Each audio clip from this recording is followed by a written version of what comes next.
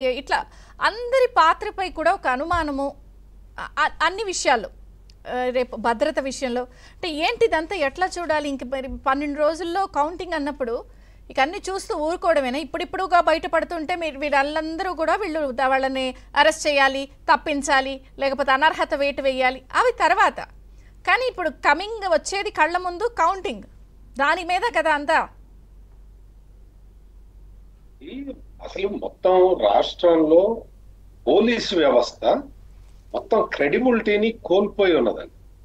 అసలు పోలీసులకి క్రెడిబిలిటీ లేకుండా పోయింది. వ్యవస్థ మొత్తం గత 5 సంవత్సరాలుగా మొత్తం నిర్వీర్యం అయిపోయి ఉన్న పరిస్థితి. ఈ పరిస్థితుల్లో అంటే ప్రభుత్వం పాలనా యంత్రాంగం మొత్తం కూడా ఒక నిశ్చేషులై చూస్తున్న పరిస్థితి మనకు కనపడుతూ ఉన్నది.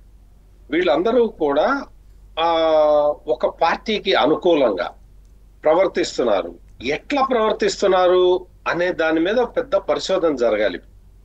వీళ్ళందరూ ఎందుకు ఇట్లా ప్రవర్తిస్తున్నారు, వీళ్ళకి ఏం ఆశ చూపించారు అంటే మనం అనుకున్నాము ఏదో మంచి పోస్టింగుల కోసం ఏదైనా ఇటు చేస్తున్నారేమో అని.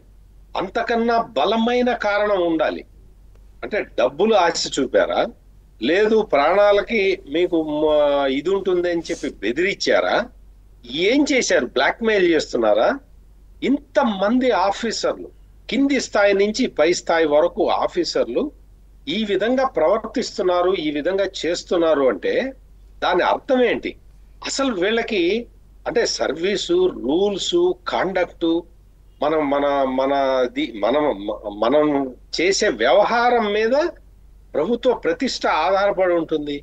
వ్యవస్థల్లో ఉన్నాం అనే స్పృహ కూడా కోల్పోయి వీళ్ళందరూ ఈ విధంగా ప్రవర్తిస్తున్నారు అంటే అసలు దీన్ని ఎక్కడి నుంచి మొదలు పెట్టాలి? ఇందాక బాలకోటయ్య గారు చెప్పినట్టు ఈ చీఫ్ సెక్రటరీ దగ్గర నుంచి మొత్తం మనం చూసుకుంటే ప్రతి వాళ్ళు కూడా ఏదో ఒక రకంగా వైఎస్ఆర్ కాంగ్రెస్ పార్టీకి అనుకూలంగా ప్రవర్తించే వాళ్లే తప్ప ఎట్లా చేయాలి దీన్ని? ఏంటి మరి మీరు ఒక సీనియర్ జర్నలిస్ట్ కదా, చాలా ఎలక్షన్స్ చూశారు, ఏంటి దీనికి మరి పరిష్కారం? దీనికి పరిష్కారం అంటే ఇప్పుడు ఇంత మందిని మారుస్తూ కూర్చోలేరండి.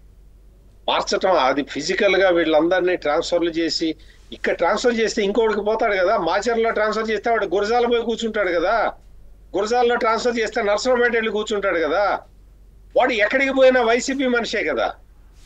అంటే దీన్ని ఎట్లా ట్యాకిల్ చేయాలనేది తెలియక కేంద్ర ఎన్నికల సంఘమే తలలు పట్టుకుంటున్నది నాకు తెలిసినంత వరకు. ఎందుకంటే భారతదేశ చరిత్రలో ఎప్పుడూ కూడా ఇట్లా జరగలేదు.